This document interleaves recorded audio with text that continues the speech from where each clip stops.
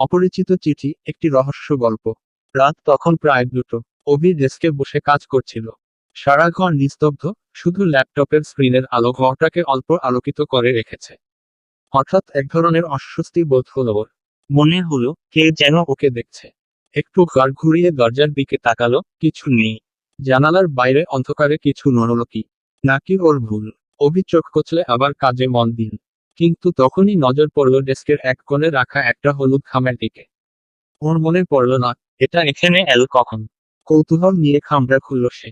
ভেতরে একটা চিঠি, কালো কালি দিয়ে লেখা, অদ্ভুত হস্তাক্ষর। তুমি কি জানো, কেউ তোমাকে দেখছে।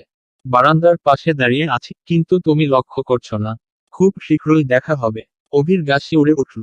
মনের মধ্যে হাজারটা প্রশ্ন, কে এটা লিখলো, কিসের ইঙ্গিত দিচ্ছে। ও এক লাফে উঠে জানালার দিকে ছুটল। বাইরে তাকিয়ে দেখল, রাস্তাটা ফাঁকা। চারদিকে অন্ধকার, শুধু রাস্তার বাতিটা ক্ষীণ আলো ফেলছে। কিন্তু মনে হলো কেউ যেন ছায়ার মধ্যে দাঁড়িয়ে আছে।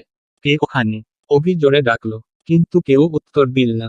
সে দ্রুত দরজা খুলে বারান্দায় বেরিয়ে এল, কিন্তু তখন কেউ নেই। রাস্তার ওপাশে পুরনো একটা গলির দিকেই চোখ পড়ল ওর। বুকের ভেতর কেমন একটা চাপা ভয় অনুভব করলো, কিন্তু কৌতূহলও কম ছিল না।